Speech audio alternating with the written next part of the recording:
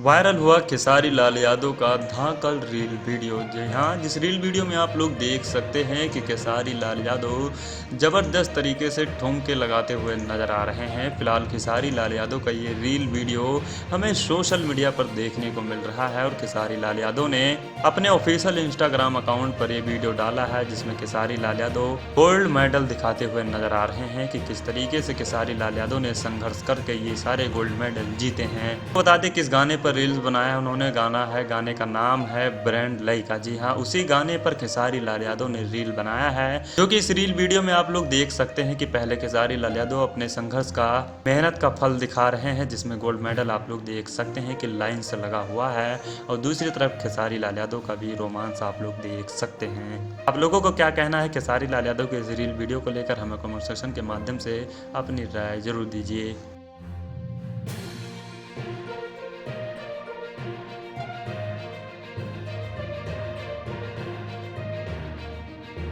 चलिए आपके पास मौका है, सर यहाँ पर खड़े होकर सेल्फी ले सकते हैं। नहीं अभी नहीं, आप लोग लीजिएगा, पहले मैं अपनी बातों को रख लेता हूँ तो सब लोग ले लीजिएगा। मैं उसी के लिए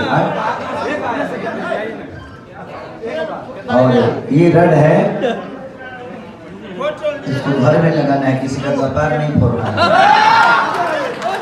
क्योंकि ये रड सिर्फ आपको घर में लगाने के लिए, आपको एक छत देने के लिए बनाई गई है।